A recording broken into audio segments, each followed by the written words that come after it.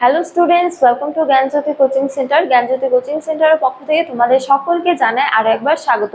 তো স্টুডেন্টস, আজকে আমি যে বিষয় নিয়ে পুনরায় তোমাদের সামনে চলে এসেছি তা হলো গুপ্ত যুগে ধর্ম সম্পর্কে আলোচনা। তো আলোচনা শুরু করার পূর্বে তোমাদের একটা ছোট্ট ইনফরমেশন দিয়ে রাখি যে তোমরা যারা এখনো আমাদের সাথে যুক্ত হওনি কিংবা যুক্ত হতে চাইছো, তারা উপরের এই দুটো নাম্বারের মধ্যে যে কোনো একটিতে যোগাযোগ করে আমাদের সাথে যুক্ত হতে পারো। চলো আর দেরি না করে আমরা আজকের আলোচনা শুরু করি। তো আজকের আলোচনা হলো গুপ্তদের ধর্ম বিশ্বাস সম্পর্কে, বা বলা যায় যে গুপ্ত যুগের ধর্ম সম্পর্কে আলোচনা। তো বলা হয় যে গুপ্ত যুগে ব্রাহ্মণ্য ধর্ম হিন্দু ধর্মে পুনর্গঠিত হয়েছিল। অর্থাৎ গুপ্ত যুগে যে হিন্দু ধর্মের উদ্ভব হয়েছিল তার সঙ্গে ব্রাহ্মণ্য ধর্মের কিছুটা পার্থক্য লক্ষ্য করা যায়। অর্থাৎ এই যুগে হলো যে বৈদিক দেবতার পরিবর্তে লৌকিক দেবতার পূজা অর্চনা হতো বলে জানা যায়।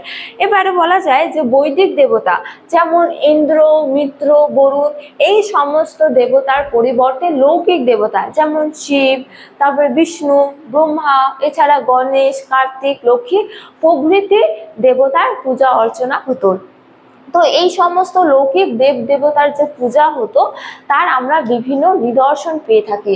যেমন বলা যায় যে দ্বিতীয় চন্দ্রগুপ্ত বিষ্ণুর উপাসক ছিল বলে জানা যায়, এবং গুপ্ত যুগে যে বিষ্ণুর পূজা অর্চনা হতো তার নিদর্শন হিসেবে আমরা বলতে পারি যে গুপ্তদের প্রতীক ছিল গরুর, এবং গরুর হলো কার বাহন? গরুর হলো বিষ্ণুর বাহন।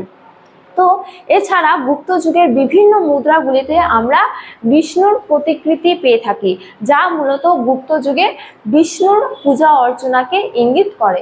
এছাড়া কুমারগুপ্তের করমদণ্ডা লিপি থেকে জানা যায় যে কুমারগুপ্ত একটি শিবলিঙ্গ নির্মাণ করেছিলেন। এছাড়া স্কন্দগুপ্তের বিভিন্ন রৌপ্য মুদ্রায় আমরা শৈব ধর্মের কথা জানতে পারি। তো এ থেকে বোঝা যায় যে গুপ্ত যুগে বিষ্ণুর পাশাপাশি কিন্তু শিবের যথেষ্ট পূজা অর্চনা হতো। এরপরে বলা হয়েছে যে শক্তি পূজা। তো শক্তি পূজা বলতে মূলত স্ত্রী দেবতার আরাধনাকে বোঝানো হয়। তো শক্তি পূজা অর্থাৎ গুপ্ত যুগে লৌকিক দেবতার মধ্যে কিন্তু বিভিন্ন স্ত্রী দেবতারও পূজা অর্চনা হতো। যেমন বলা যায় যে বিষ্ণুর পত্নী হিসেবে লক্ষ্মী দেবীর পূজা অর্চনা হতো গুপ্ত যুগে। এছাড়া শিবের পত্নী হিসেবে কালী, দুর্গা এবং পার্বতীর পূজা অর্চনা হতো বলে জানা যায়। এছাড়া গুপ্তদের বিভিন্ন লিপি থেকে আবার সরস্বতী, তারপরে জাহ্নবী, বিভিন্ন দেবীর কথা জানা যায়। এবারে হলো যে অন্যান্য দেবতা। তো বলা যায় যে গুপ্ত যুগে বিষ্ণু এবং শিবের পাশাপাশি কার্তিক যথেষ্ট জনপ্রিয় ছিল বলে জানা যায়। এছাড়া গুপ্ত যুগের বা গুপ্ত আমলে মথুরায় একটি গণপতি মূর্তি আবিষ্কৃত হয়েছে, যা মূলত গণেশের পূজাকে ইঙ্গিত করে। এছাড়া গুপ্ত যুগে সূর্য দেবতারও পূজা অর্চনা হতো। তারপরে বলা যায় যে অন্যান্য ধর্ম।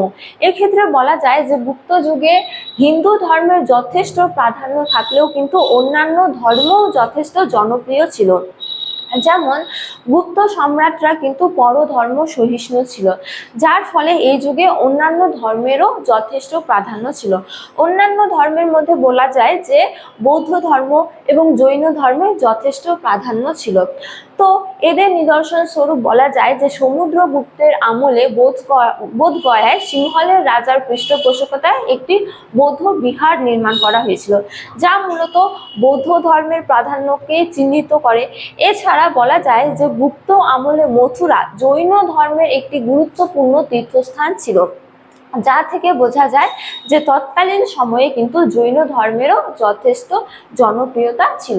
তো স্টুডেন্টস, এই ছিল আজকে আমার আলোচনার বিষয়।